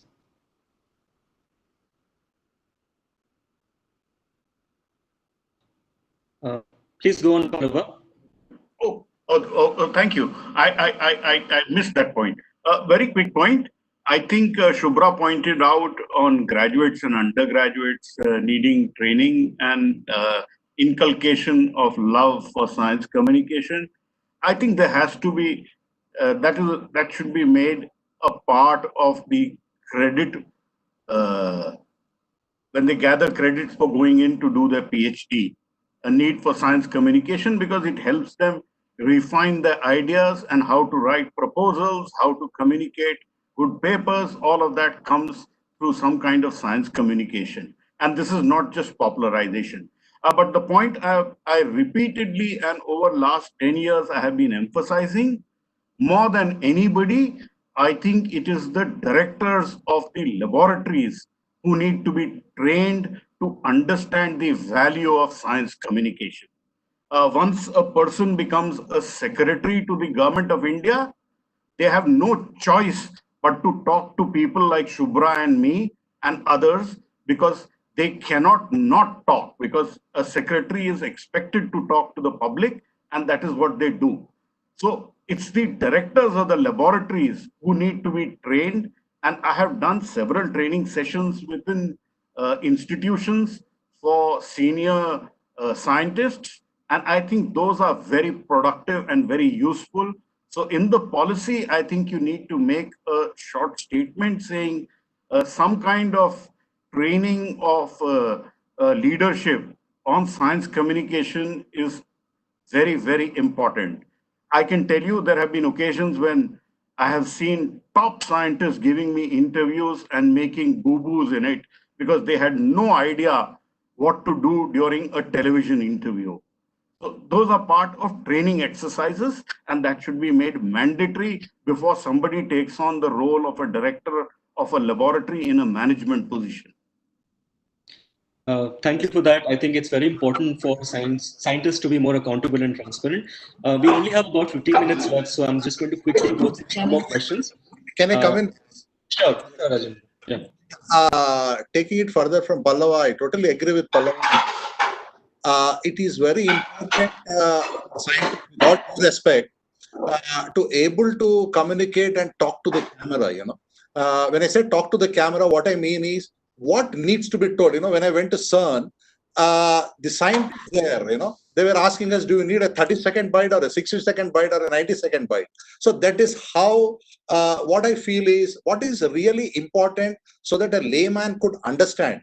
Not that, what are the technical jargon that comes into or, goes into that science needs to be told. And here I strongly feel that the scientists themselves need to educate themselves, if I may say so, with all due respect, in communicating science to the lay audience. That is what I feel is very important. And as Pallava said, they need to go through, a lot of learning process in terms of talking science to the people. Thank you. Yeah, over to you.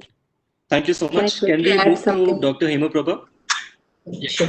Sure. So to add to the points from Rajendra sir and Pallava and TVP, So the key point which scientists miss, I think, while communicating is, suppose I fabricate electronic chips. I know how to fabricate an electronic chip, but most of the scientists do not know the impact what it is creating in the society.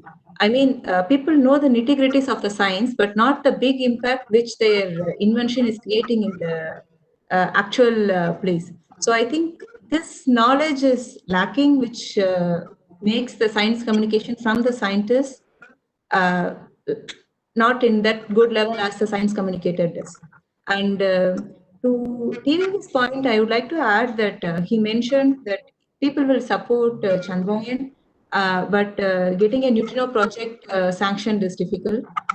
I think the core problem is mostly we focus on communicating astrophysics, aeronautics related, aircraft related stuffs, and not other science. I think this makes the because I see many people asking me, okay, I am so interested in science, so I want to pursue a career in astrophysics. They have no clue about other idea. And also mostly people see the big picture like a technology and not the pure science, because Chandrayaan is a technology to the end, but when you come to neutrino, it is a pure science project.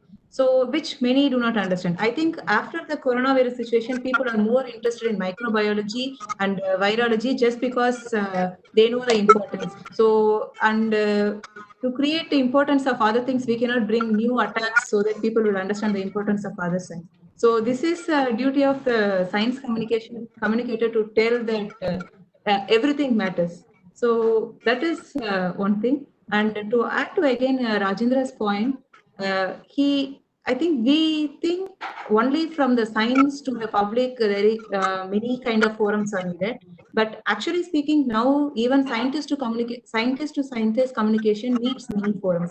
For example, now when I write a 5 years back, I just write a science paper, journal paper, and then it will get accepted. But now I need to create a broad image about what research I have done. So I have to make a schematic and then make other scientists from other fields to understand what I'm doing. And nowadays I need to attach make a video and then attach with it so that people will know what I'm actually doing. So I think getting other forums is very, very important, not only from scientists to a public. I think from scientists to even scientist communication needs this point. So yeah, now these are my points. Yeah, thank you so much. Can we quickly move to Venkateswaran?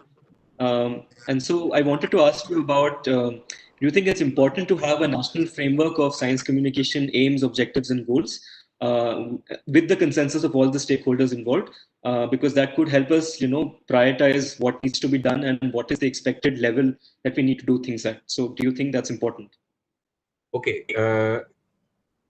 I'm sure science communication will find a place in the new science and technology and innovation policy. That's perfectly fine. And how it gets shaped, of course, will be based on this discussion and many other stuff. But how about even having a science communication policy for different institutions? So if you look at it, ICMR tried to evolve such a policy. In a similar way, I think different scientific institutions in India should evolve such a policy. But if you are going to ask me, should we have a kind of a national framework for science communication? I would generally suggest not to have anything like that, because the country is very diverse, the situations are very diverse. Then what would happen is that you will have one shoe and you would expect it to fit all. Then it will become a very great mess. I think in some way allowing multiplicity, ecology of ideas, ecology of approaches, ecology of thought is, I think, multiplicity of thought is, I think, very important. I won't suggest such a thing. There was an attempt long back. I mean, if you are not knowing the history, that around 30 years ago, there was an attempt to discuss about something called as minimum science communication, etc., that emerged. And there was a lot of debate. Perhaps one should go back and look at those debates and then see.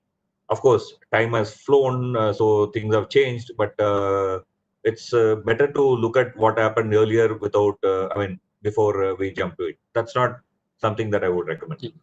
Okay, sorry to interrupt. We just have 10 minutes, so I have a quick follow-up question. So you said India has a lot of diversity of language, gender, class, caste, everything. In that context, how do you think we can enable multidisciplinary research into science communication in the Indian context, in the sense that studying what works in India, what are the motivations of the audience to engage with us, and how can we enable this from the policy point of view? Yeah, okay. See, most of the fundamental research, as you know, are curiosity based. So the researcher will decide whether a particular question is interesting to that person. So that's one kind. So there should be a support system for that. The other kind is what I was calling it as let's say national surveys. Okay, whether it is opinion survey, whether it is some other kind of survey. This kind of a survey based or data collection based research, like a European barometer. I mean, some of them might be DIP measures, but even if it is DIP measure, they are useful. That kind of a research, which I think should be done at a national level, capturing multiple ideas. So, like every time a national sample survey is being done, there is a group of experts who sit and decide what kind of questions will go in that round, in addition to the usual one, right? So, in the same way, I mean, one can include, exclude, keeping with the time, but collect data. This is a separate one. We should not confuse both. The first one will be done mostly in, let's say, universities and things of that places, research I'm talking about. Yeah.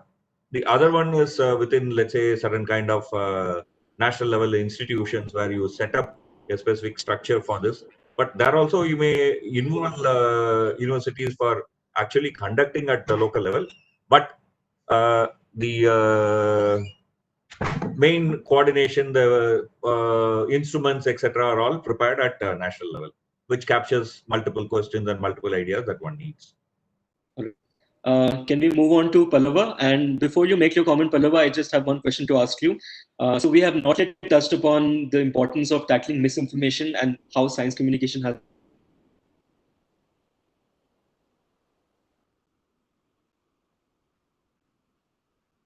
how science communication can develop more resources and more alternatives to do this. And after your comment, of course, please. I lost your video in between. I'll repeat my question. So I said that I lost a bit of your audio in between. I think this whole concept of disinformation.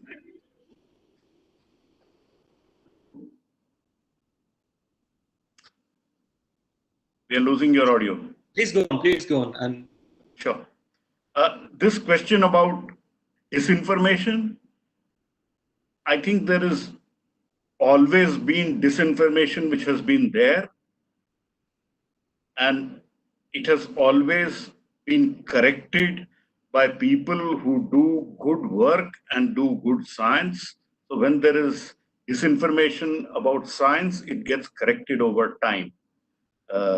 I always point out when people talk about disinformation as being new, I ask them to go back to Mahabharata and look at the way it was said, Ashwatthama mara gaya. And that was the classic case of disinformation in that era. So it has not gone away. It's just that social media has just amplified it. But there will always be people like TVV, but like Hema, like Subhra, who will correct whatever is disinformation. I'm hesitating to call it fake news because I don't think journalists disseminate fake news. It's disinformation which is done deliberately by people who have vested interests. And usually journalists don't need to do disinformation because they get caught out very easily. I know we are towards the end, and let me make one small remark that it would be a travesty of justice if the new science technology innovation policy doesn't have a section on science communication.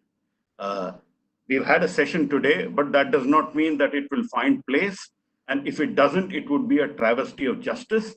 And I need to point out here that the two very top people in Indian hierarchy, the cabinet minister, Dr. Harshvardhan, and the principal scientific advisor, Dr. K. Vijayaraghavan, are both avid lovers of science communication. Many people don't like the fact when I say this, but that is what I have seen over time.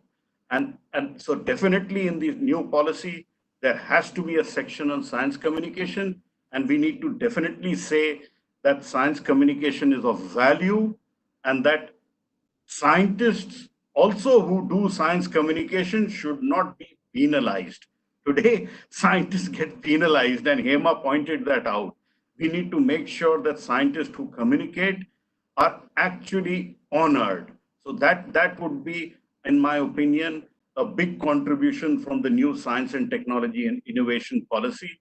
And if it doesn't find place, you know who will write about that.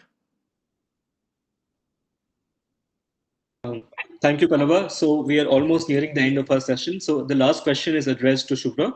Subhra, Somdatta Karak on Twitter pointed out that there is a role of science communication in science pedagogy and science education. And how can science communicators be enabled to contribute to science education so that we can inculcate a spirit of science and a scientific temperament right from a young age? So your comments on that. Yeah, I think great question. But before going to Somdatta's question, I'll follow up on what Pallav just said. Pallav, we don't need to go back to mythology to, figure out what misinformation and disinformation is. We have ample evidence in the present times, so that's all very fine. We certainly need to create a space where disinformation and misinformation can be countered equally well, just at the speed it spreads.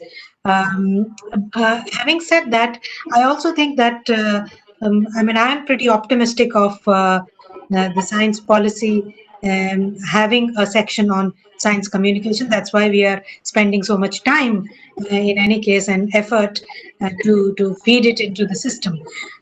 Somdatta's question on how education and young students can be really brought up to speed has been actually answered through the panelists, other answers that have come through.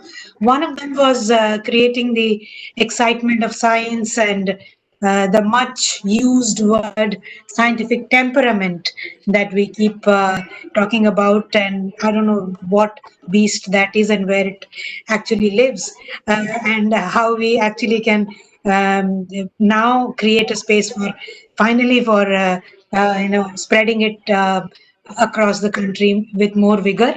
I know we've had sporadic attempts and a lot of attempts in the past, if we are to look at history. But yes, education at a primary level, I think, is a great place to start it, and the science policy must consider creating and bringing back the word from our history of science, creating a science temperament. How? We have several ways of doing it, and why we don't need to answer. We all know. So yes, just as I'm optimistic about the science policy finding a mention of communication, I'm also equally optimistic of finding words excitement and temperament back again in the policy. Thank you for this comment, Subhra. I think it's very important that we understand that science communication is not just about marketing science, but it's also about inculcating critical attitudes and skepticism in people. And I think we are on the right way and we have a long way to go, but I think we're out of time today. So with that, I would like to hand over to Zill-e for the concluding remarks and a vote of thanks. Over to you, Zill-e. Thank you, Siddharth. We have got a lot of questions, comments, and suggestions from different social media platforms, but of course, due to paucity of time, we cannot take them up. But we request everyone to keep engaging with us through our discussion forum, and we also will try to take them up in our subsequent discussions and engagements. I now take this opportunity to thank our panelists, Ms. Subhra Priyadarshini, Mr. Pallava Bagla, Dr. Rajendra Kondapalli, and Dr. V Venkateswaran and Dr. Hemaprabha for taking out the time for this panel discussion. And this discussion would not have been fruitful without the enthusiastic participation of our audience. who not only took their time out to attend the event, but also put forward some great questions. We also thank Gubi Labs, Rockstar Social, Vigyan Prasar, and DST Media Cell. And on behalf of everyone, I would like to thank the larger team that has enabled this event. In the curtain drawn of our 13th event, please note that we have 3 more such thematic panels in the series. And please check the website for further panel discussions. Thank you again and good night. Just to add one more thing, the next session tomorrow is the webinar on mega science and international science and technology engagement. It's from 6 p.m. same time, same place. So hope to see you all. Thank you.